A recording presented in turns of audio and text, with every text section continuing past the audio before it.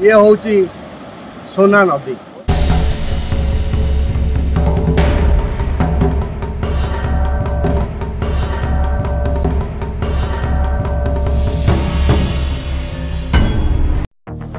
आमे पिछला घाट पाकर भिड़ा यही नदी होची जोड़ार जीवन रेखा।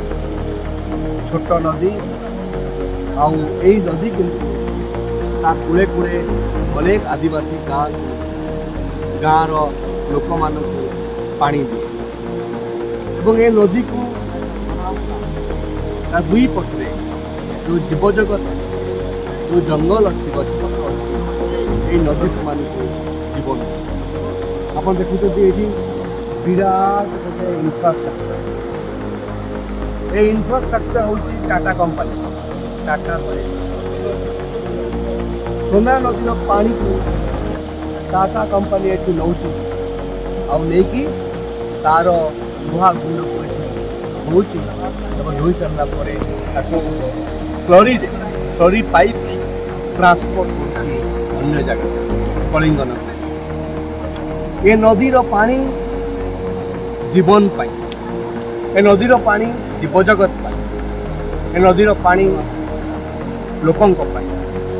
किंतु ये पानी वर्तमान शोषुची शिल्प टाटा कंपनी केत दिन रही नदी ये बड़ प्रश्न। 3-4 वर्ष तले आम ये आसलु ये जो बंध बंधा होता टाटा कंपनी जो बंध मानता लोक मैंने भांगी से आम आस आज आस विराट इनफ्रास्ट्रक्चर पानी छड़ा यार प्रतिवाद लोक मैंने करने को बाध्य। आम जो आसलु सुना कारो आउ बैतरणी बंचाओ यात्रा ये तार आज आम पहुँचू ये लोक मान एकाठी कर आगामी दिन में बंध बंधा ये बंध को आम सफा करूँ और पानी को बहवाक देवु और सरकार प्रश्न करूँ जे ये अनुमति किए देला एवं ये एनवायरमेंट क्लीयरेंस मैंने पाई कि ना।